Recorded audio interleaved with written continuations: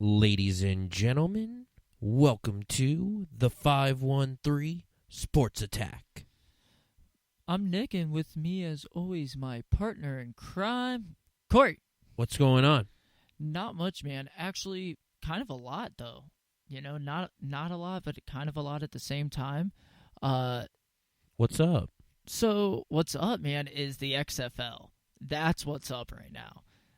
The rule, I don't know if any of you guys have seen the rules. As Corey, you said you did earlier as well, but, man, what the new rules that the XFL has is they're really awesome.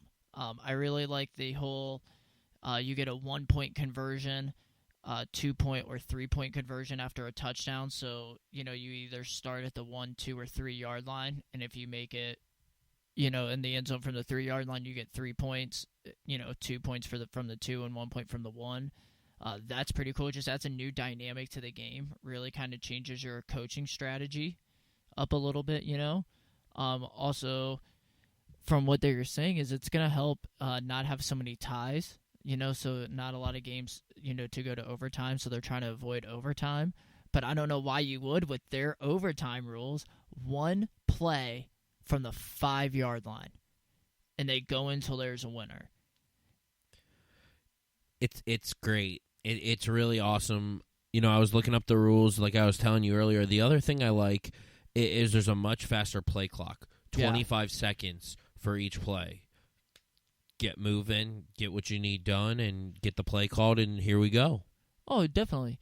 And another thing that I like as well is how they do punts and kickoffs, where nobody can move outside of the kicker and the returner until the ball is caught. So, all the blockers, your gunners, everybody has to stand still until the ball is caught, and then they can go chase after them. They said it's going to hopefully increase kickoff returns, and longer kickoffs, returns as well. So they're trying to really emphasize the, special teams there, which I kind of think is pretty cool too. Again, adds a new dynamic to the entire game. It really does. It brings something. Maybe not it's definitely not the NFL, but it brings something a little extra for those who are looking for football out after the Super Bowl. Pretty much, another thing that I really like is that they've implemented is during the 2-minute warning, no matter what, even if the ball is stopped in play, the clock stops until the ball is set, and 5 seconds run off the play clock. So it's called the comeback period. So they're trying to see if teams can actually make comebacks inside of 2 minutes to try to make the game more interesting. So kind of like college, if you will. If you get a first down, the clock stops until the chains and ball are set, and then you can start running your play. That's actually pretty cool. Definitely, again, add just like all these rules just are adding new dynamics to football, into the game, and how it's going to be coached, and actually ultimately how it's going to be played, as well. So, speaking of football, we like to talk a lot about it a lot. It's just that time of the year. Yeah, it's just that time of the year. So, let's just dive right into our review of Wild Card Weekend. Man, what a weekend that was. Tom Brady and the Patriots lose. You saw the Vikings upset the Saints. Two storied quarterbacks, Hall of Fame quarterbacks go down. I think the more shocking to me was Tom Brady. As, they're at home. You don't expect them to lose in Foxborough. Oh, never. But it just shows you got to stop the run. And if you can't stop the run, what ends up happening? Derrick Henry runs for over 160 yards on your defense, and you lose. That can't happen. I think, but that kind of motivates them. And I think they'll be back in this situation. They obviously have to re-sign Tom Brady, but I do think the Patriots was the more shocking. But the Titans were everyone slept on them all year. So the Titans are a solid football club. Very solid. They're definitely a solid club. They got a good structure there. I think having Ryan Tannehill take over for Mariota really propelled him into the playoffs. He does make NFL throws that Mariota wasn't able to make. And I think that really did open up their offense to get Derrick Henry going. So they're just they're a great football team. But speaking about the Patriots, I think the issue though was not having that threat of a tight end pass catcher. We saw outside of this year, with Gronk. What did the Patriots do when they were in trouble and they needed to drive down the field? Gronk. In the red zone, they would just put him up, and Brady would throw it up, and Gronk was a monster of a man and just went up and grabbed it. So, losing that aspect out of your offense definitely killed them a lot this year. And you saw it down the stretch. Offensive line play also hurt them a lot this year as well. Correct. So, I think that was just kind of the shocker. Definitely obviously the shock. Not in the NFC. Obviously seeing the Vikings win. The Vikings a very solid team. I love Mike Zimmer. They play good defense, hard-nosed football. The Vikings are for real. The Vikings are there. Do I think they're going to make it out of the NFC? Probably not. But you never know. That team is a feisty bunch of group of guys, and they're ready to play. Yeah, we were both wrong, though, on the Vikings. I know we both took the Saints out of that game, and what really surprised me, and I'll admit I was wrong, Kirk Cousins. He balled out in that game. He had a phenomenal game, obviously, behind Dalvin Cook's running attack, but... Big-time throws when he needed to. Yep, exactly. He made those big-time throws when he needed to. Kind of almost, if you will, silence the haters on him a little bit. Not winning on Monday nights and in those big games. Prove that he can win in those big games now. But going forward for the Vikings, I really think their season relies on Kirk Cousins' shoulders. How well does he play? If you get the Kirk Cousins you got against the Saints, against the 49ers, maybe you pull off that win. But that was definitely wrong about Kirk Cousins.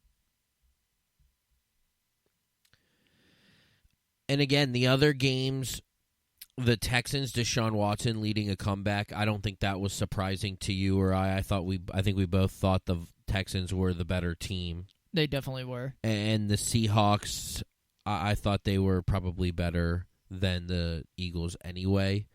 Closer game than I think we both kind of thought, but it was a good game. Now the Eagles did come to play though at home. Absolutely. Going to Philadelphia is no easy task. Yeah. Absolutely not. And you know what it kind of set up is it's really set up some really, really great matchups for this upcoming weekend for the divisional round. On Saturday, you have the 49ers hosting the Vikings. Good matchup there. Defensive battle. Yeah. I think the 49ers are probably the better team. But, again, the Vikings have a veteran quarterback. Jimmy Garoppolo has never really been in this spot. Well, not as a starter. Right. Not as a starter. He's been there, but not as a starter. Correct. So we'll kind of have to see. Again, I think the 49ers play calling comes into this. The way they use Deebo Samuel and some of their other weapons is really unbelievable. Obviously, they have the phenomenal George Kittle, who's just a monster. And, in that committee of running backs, it just seems... It works. Yeah, you never know whose night it's going to be. And it always seems, once they realize whose night it's going to be, who has a hot hand, if you will, they just feed them the ball, and it works. And then the other guys come in, for the break opportunities. But, man, that three-back committee they have out there in San Francisco is just phenomenal. I don't think we've really seen this outside of the Patriots. And they're really kind of modeling that kind of after the Patriots. Play great defense, have a committee of committee running backs, and have 2 or 3 solid passing options for your quarterback. That's the formula I see. That's what I've seen out of the Patriots my entire life so far. So in this game, who do you like? I got to take the 49ers at home. I really do. Jimmy G with Emmanuel Sanders now out there, Deebo Samuel, George Kittle. Like I was just talking about, their committee of running backs. The boss, Richard Sherman. I mean, he's a boss at corner. He is the definition of what it means to be a lockdown corner in the league. To me, he's just a boss. They have a great pass rush. I know I point out Ohio State players, but I mean it's hard not to when he's up for Rookie of the Year, Nick Bosa. He's had a phenomenal rookie season. But just their entire defense plays as a unit. They move as a unit. Their line moves as a unit. Those linebackers move as a unit, and so do your defensive back. So when it's all said and done, I think San Francisco is going to be moving on to the NFC Championship. All right, and the nightcapper of the evening, we have the Baltimore Ravens versus the Tennessee Titans. Obviously, I think this was the nightcapper, expecting it to be Tom Brady trying to take down Lamar Jackson. But in this case, we've got the 1 versus the 6, Ravens or Titans. What intrigues you the most about this game? The play of Ryan Tannehill, to be honest, in that rushing attack that the Titans have. Now, not taking anything away from Lamar Jackson, but eventually that style of play does not translate well into playoffs. We've seen it out of Michael Vick in the past. We've seen it, time and time again out of these so-called, quote-unquote dual-threat quarterbacks. By this point in the season, coaches realize how you stop a player like that. Mike Vrabel knows he's a defensive guy. He's going to know how to not stop him, but slow Lamar Jackson down. And one way you do that is you run the football and limit the Ravens' possessions. So I really think what intrigues me most is if Tennessee can establish the run early, get Derrick Henry rolling, limit Baltimore's possessions on offense, keep Lamar Jackson on the sidelines, I think they really could pull the upset that nobody sees here. But that also depends on when Ryan Tannehill has to drop back to pass, Corey, is he going to throw? Is he going to turn the ball over? Yeah, I agree with you 100%. For Tennessee to win this game, Tannehill has to be the better quarterback. Tall task to ask a guy going up against the MVP on the other side of the field. Absolutely, and again, in this game, I'm going to take Baltimore. Baltimore's defense has been very solid all year. I think they're going to find a way to stop Derrick Henry and be able to stop Tennessee. I like the Ravens. Again, I agree with you. I don't think Lamar Jackson is, going to – it doesn't work in the playoffs. Teams zone in and are going to play a spy and are going to try to stop you. Now, obviously, he can still throw the football. So, obviously, young quarterback, not as experienced. This could definitely go the distance, could be an upset, but I like the Ravens. Yeah, and I can't disagree with anything you're saying as well. I just think that Tennessee will, Mike Vrabel being a defensive guy, knowing how to, slow that down. I just think that gives them a little bit of an edge. But on the other side of the field, you have a Super Bowl winning coach as well. I mean, this matchup is just going to be a great matchup. I think it's probably going to be the best game of the day, if you ask me, on Saturday. But moving on to Sunday, the day game is you're looking at Houston at Kansas City. What intrigues you most about this matchup, Core? 2 star-studded quarterbacks, Deshaun Watson versus Patrick Mahomes. Great receiving matchups. I think this game probably will be the most fun to watch because I think this game is high scoring. I don't think either defense is going to stop either team. I hope Deshaun Watson and that Texan offense comes to play for 4 quarters instead of just the fourth quarter. But, this is the most intriguing game for me because of the quarterbacks, the high offense, the receivers. The running backs it's kind of by committee, a little bit by committee for both teams. But defensively, it's kind of whose defense is better. And whoever defense makes that one play for their team, that's who will win this game. I definitely agree with you there. What intrigues me most, though, what actually not even what intrigues me, it's what I think the key to victory for Houston is on Sunday. Is the key to them is getting Duke Johnson involved in the passing game early, making him a threat, putting him in some favorable matchups for your team, because you know what DeAndre Hopkins is going to give you on Sunday. You know what he's going to do. You know what Deshaun Watson's going to give you. But I think that's really the key there, because without Fuller on the field, man, they need that other passing down. And I've watched Duke Johnson play when he was in Cleveland. The kid is fast. He has great hands, sees the field very well. He's just a playmaker. You give him the ball, he can make a play. So I think that's the key for Houston. Now, on the other side, the key for Kansas City is to just play not to lose. That's a term, we use a lot in football. You see defenses or teams, after they get up at a certain point, they're just playing not to lose the game anymore, just trying to hold them off until the clock's at 0. So I think that's the really key for Kansas City, is just playing not to lose. Go out there, hit the Texans in the mouth, give them a good punch, and see how they react. Because just remember, you guys were in the AFC Championship game last year at home. And lost. Yeah. And lost. So, this is your real redemption game, because you're not going to play at home this year if you make it, unless Baltimore loses. So, those are my two key things for both teams. So, who you taking in this game? I really think it boils down to who you trust more at quarterback, and which connection you trust more. I have to go with.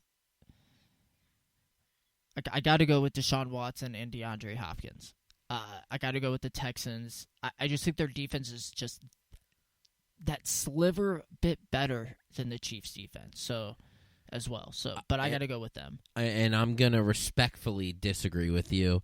I think the Chiefs at home are going to take care of business. Again, I think Houston's defense can be a little bit better. The problem I have with Houston's defense is their secondary.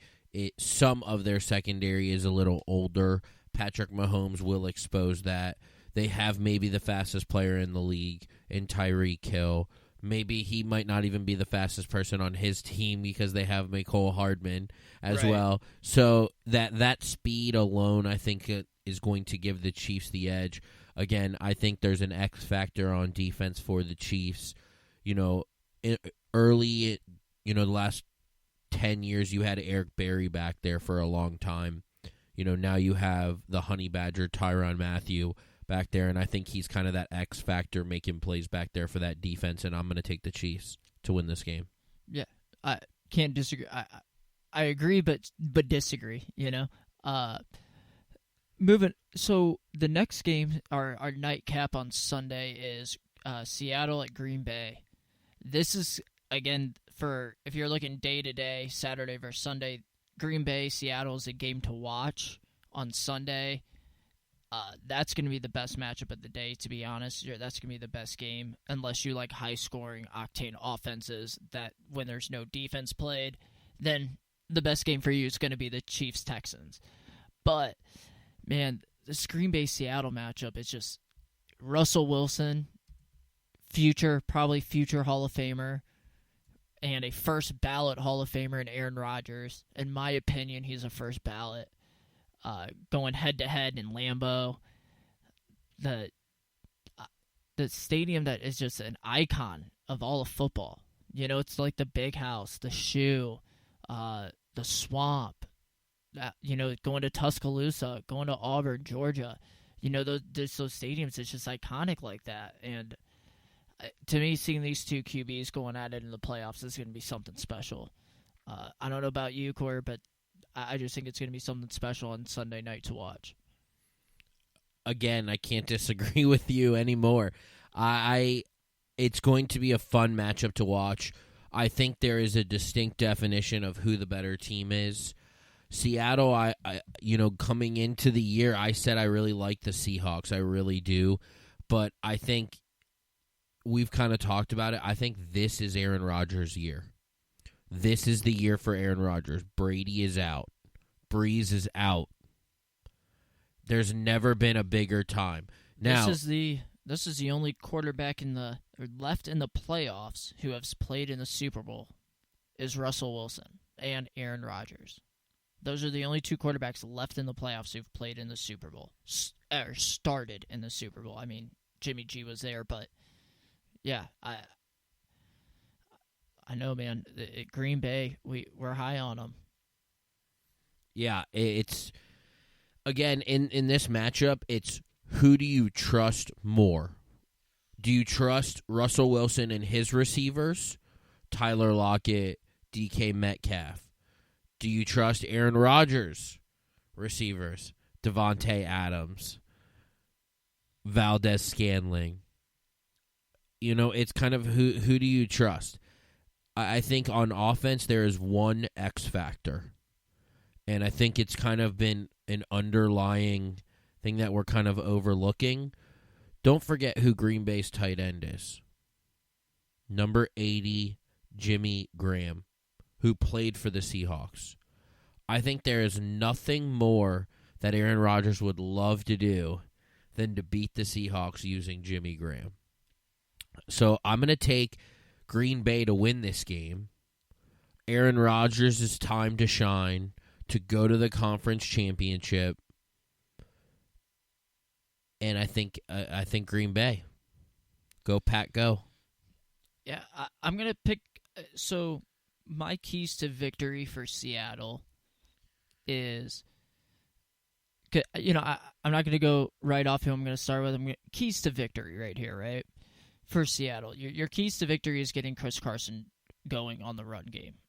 You have to be able to run the ball, especially in Lambeau. You don't know what type of weather you're going to face. It could be 35 degrees, sunny all day long until 5 p.m., and then it drops below and you're in a blizzard.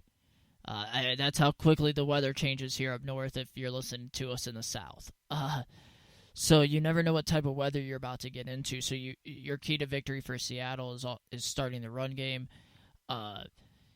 Your key for Green Bay and is not on offense, is really your key to victory is how well is your offensive line going to play? Are they going to give Rodgers time to find his weapons? That's been Achilles' heel of his. He hasn't really had a lot of time, had to do some scrambling. So how does the offensive line handle Jadeveon Clowney? One of the best elite pass rushers this league has seen. How well do they handle him? I'm going to go with Green Bay. I think the other key to offense for them is not getting Devontae Adams involved, because you know what he's going to give you. You know what Rodgers is going to do with his arm. You know what Jimmy Graham's going to give you as well. If you target him, he's going to catch the ball, going to get you, fight for extra yards. But the real key on offense is also how well the offensive line plays, but also getting my fantasy boy, Aaron Jones involved. Not only in the run game, but getting him involved in the passing game as well. Spreading him out, force a linebacker to cover him. He will beat them every time, and not only that, he can catch the ball. So those are my keys for Green Bay. I got to go with Green Bay. Aaron Rodgers said at the beginning of the year, holy cow, I finally have a defense. So that's pretty scary when arguably, as some would say, he is the GOAT. That right there, I mean, those are big words coming from him. So I'm going to ride out with Aaron Rodgers. Go, Pat, go.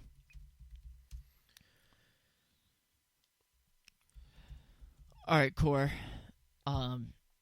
You want to lead us in this one? It's kind of a sore subject for me. Yeah, I'll take the reins on this one here. Take it over. So Monday, after this weekend, we've got the national championship game.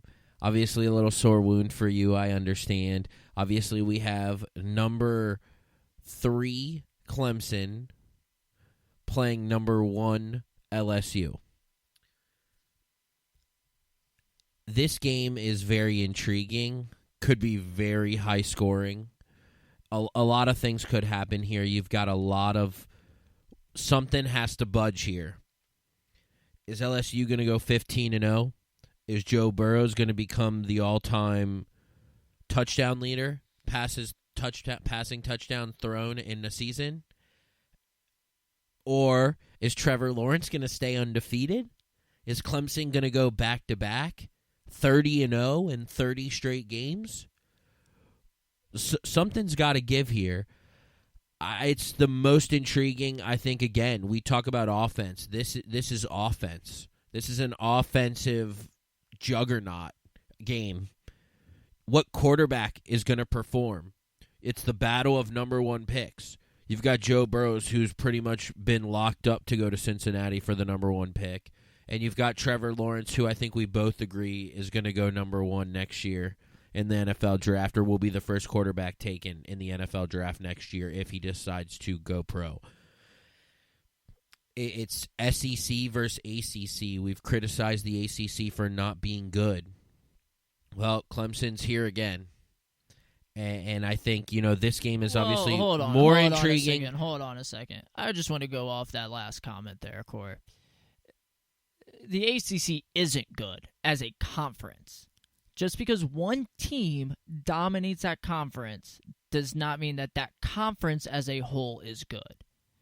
That is completely separate. Yes, Clemson is they are a great football program themselves.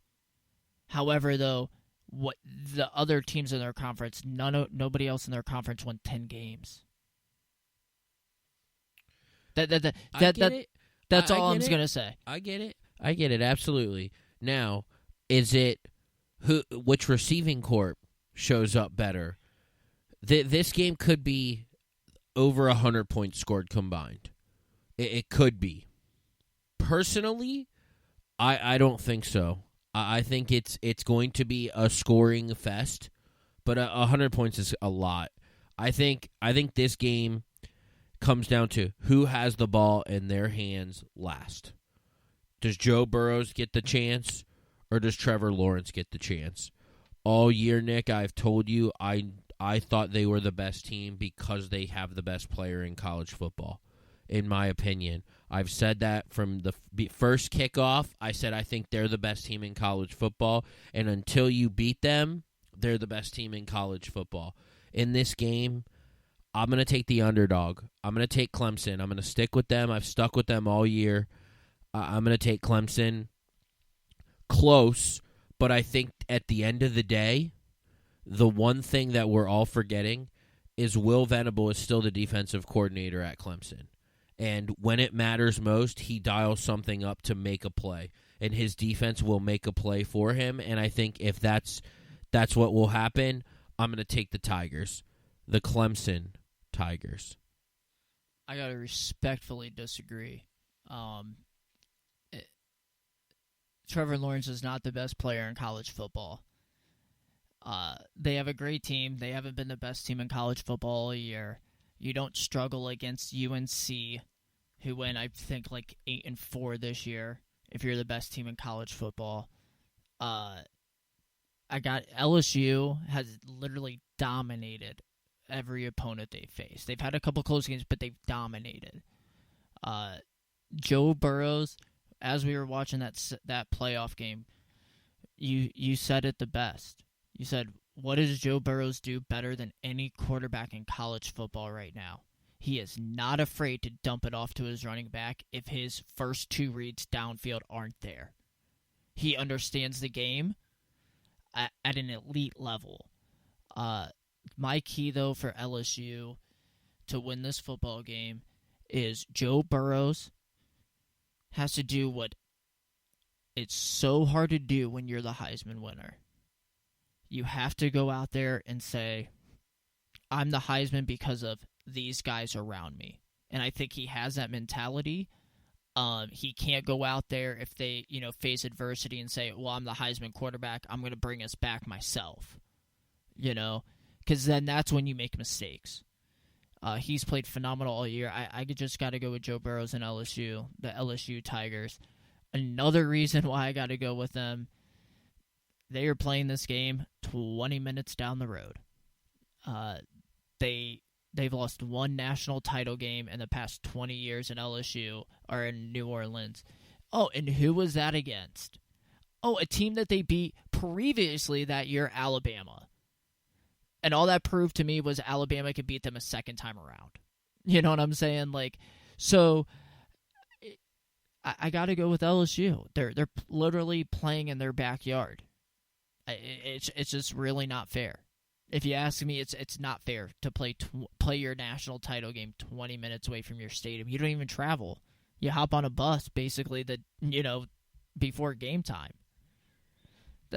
So I just got to go with LSU there. Before we give our shout outs here, we're just going to go over a little bit of what's coming up here, this weekend in sports. We got a lot of NBA action going on. Corey, why don't you kick us off here with the NBA? All right. So, obviously, with the NBA in full swing here, this weekend you've got pretty much every team playing.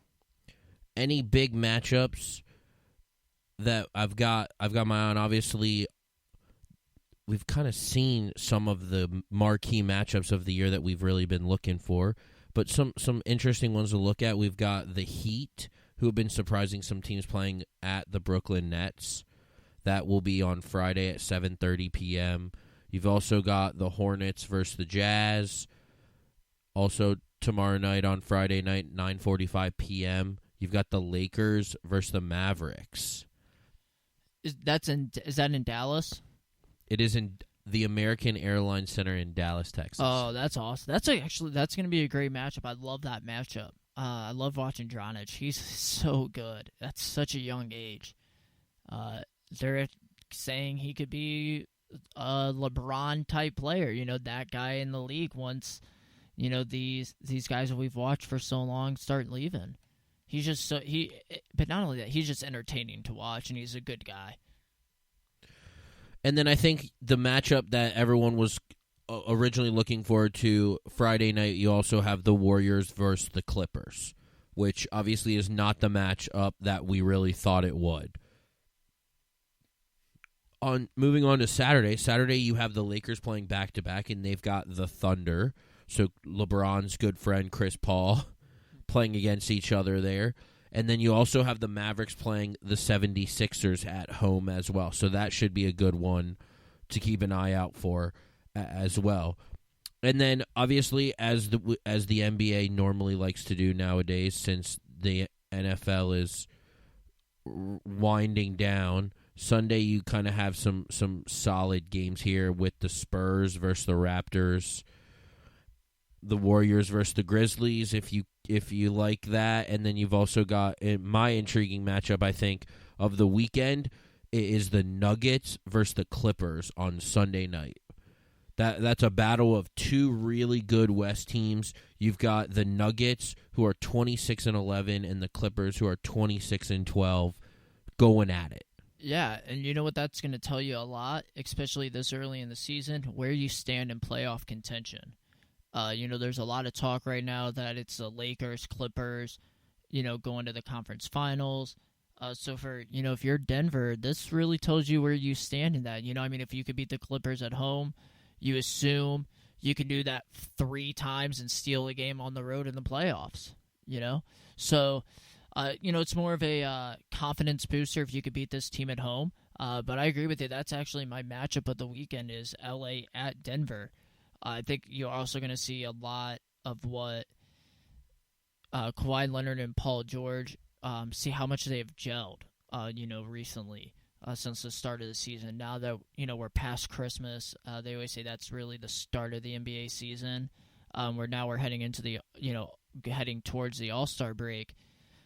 This is going to tell you a lot where your team stands and where you guys need to improve going after the All-Star break as well. Another matchup that I'm kind of interested is Milwaukee at Portland on Saturday night at 10 p.m. out there in the West Coast. I just like Damian Lillard. I think Portland has a solid base there.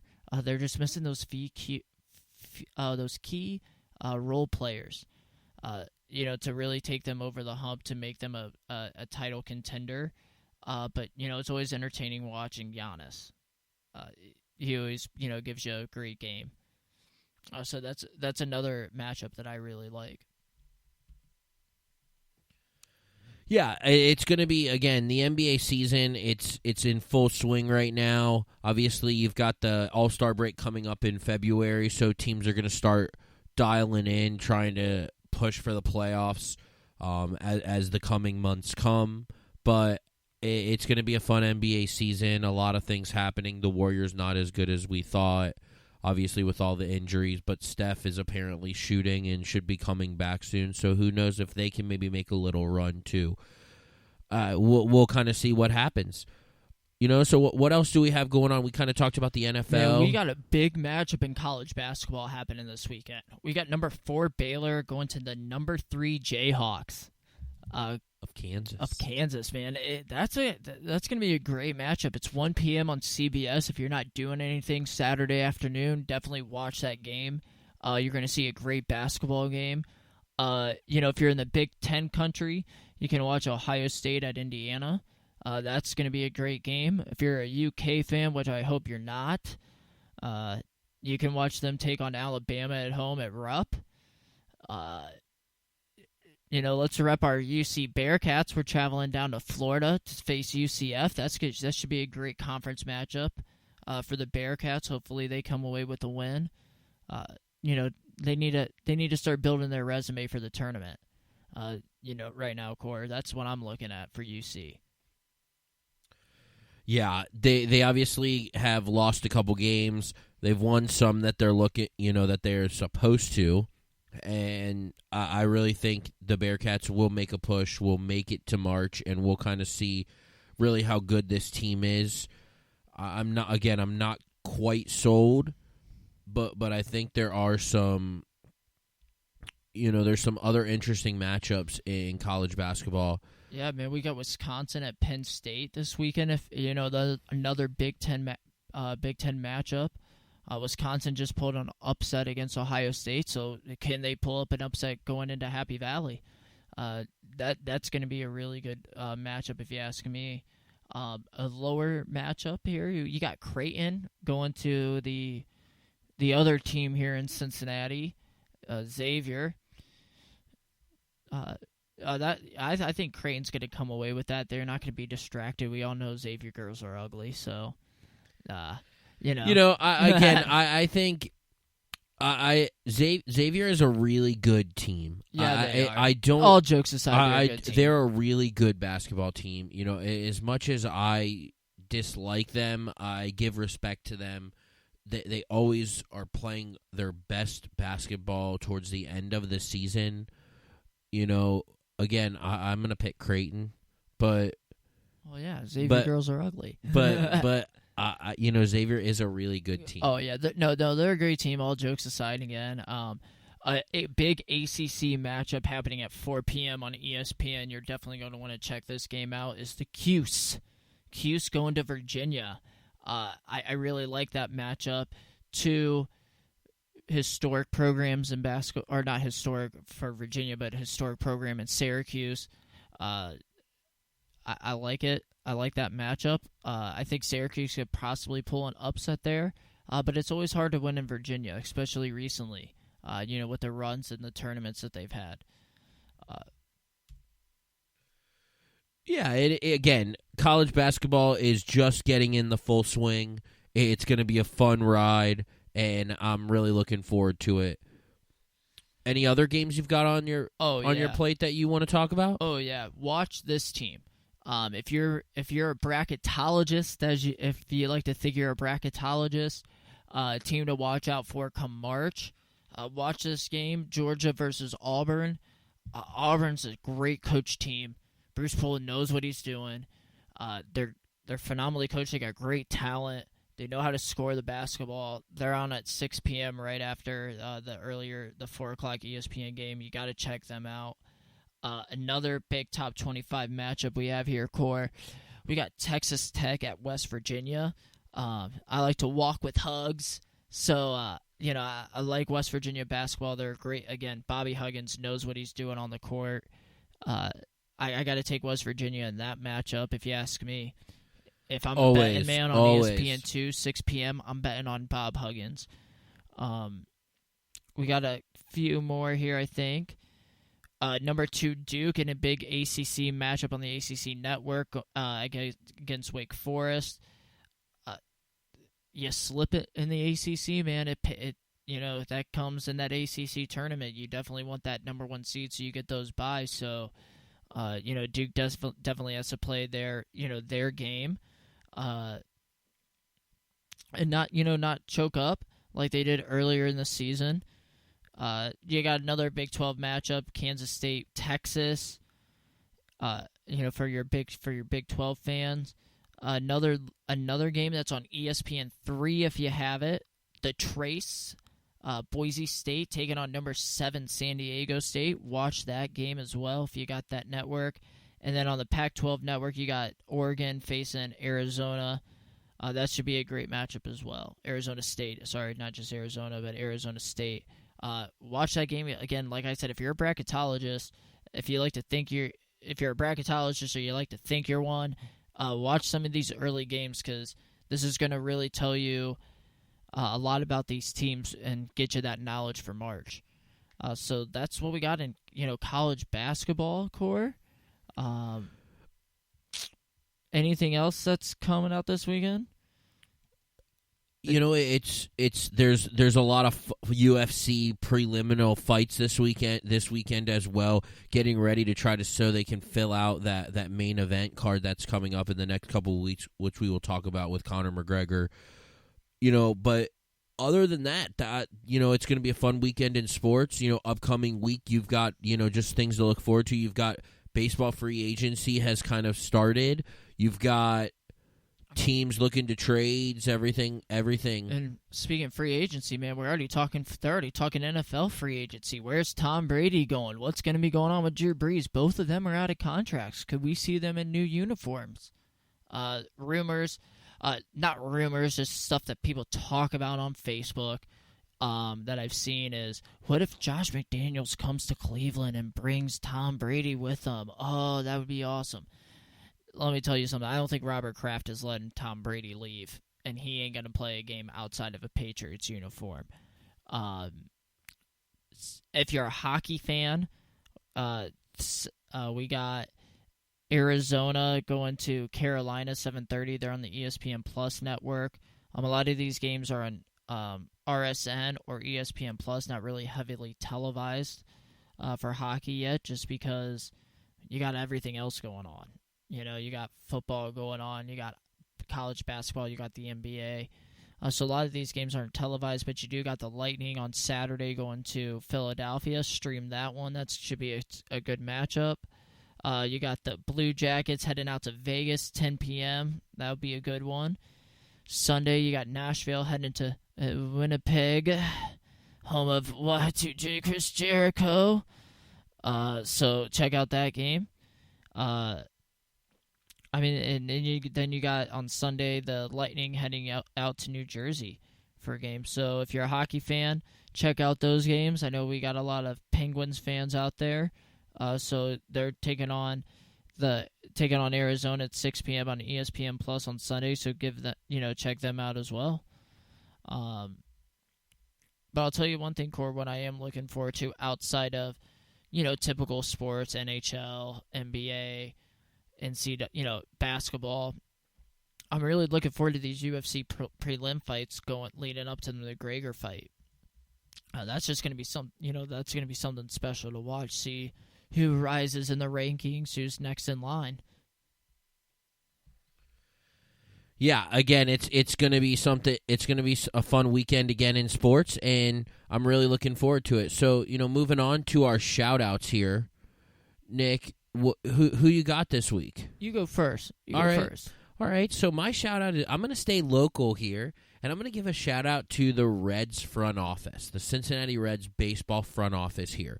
There was one target they had on their mind that they wanted, and they secured outfielder Shogo Akiyama, who they signed him to a 3-year deal to come over from Japan.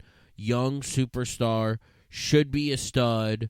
They signed him for 3 years, $21 million, bring him to Cincinnati. Strong hitter, great outfielder. I love the hire. I love the, go out and get him. He was your number one. Also there are talks that we also still need a shortstop here, and there's talks that we might go out and reach the Dodgers for Corey Seager.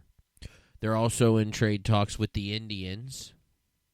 Your team. They're in trade talks for Lindor. Francisco Lindor. So I really like what the Reds front office is doing. I'm giving a shout out to them. Keep it up. Let's build this team up. Let's build this team around the city. Get a following. People will go to the games. Let's get this team in the playoffs and make a run. So shout out to the front office for the Cincinnati Reds this week. Definitely. And you know what? I just want to piggyback off that for a second, Core. Before I give my shout out, what I like about that is you're finally seeing a small market team, if you will. Because your big markets, quote unquote, are L.A., New York, Chicago. So it's kind of nice to see a small market team, if you will, make these moves, trying to put a winning team here back in Cincinnati. So, I just, wanted to say that. Now, my shout out is something that just went final a few moments ago. Baylor beating the the Baylor women Bears beating the UConn women Huskies 74-58, handing Gino Auriemma his first loss at home in 98 games. So shout out to you, Baylor. You handled business going into a tough environment in women's basketball against the GOAT of coaches. I don't care what the GOAT of coaches in basketball. I don't care if you're male or female. What he's done at UConn is unmatched, even going back to Wooden season, UCLA. So just shout out to you, Baylor. Keep doing what you guys are doing, and hopefully we see this matchup again in March. So that's my shout out for this week, Core. Anything else you got going on your mind? Anything else you want to talk about? I don't. That's all I've got. All right. Well, I just want to say, don't forget to listen to our sister podcast, the OHIO podcast, for all your Buckeye needs. You can hear me talk a little more about Buckeye basketball with Buckeye Boggs over there. So don't check them out. And also don't forget to catch us every Friday on Podbean, Apple Podcasts, Google Podcasts, and iHeartRadio, and Spotify, or wherever else you get your podcast needs. All you have to do is search 513 Sports Attack. Also, please check out our Facebook page and Instagram page at 513 Sports Attack. And if you have any questions for us, please, or would like any topics for us to tackle, please email us at the 513sportsattack@gmail.com. All right, guys. Thanks for listening, and catch us next time.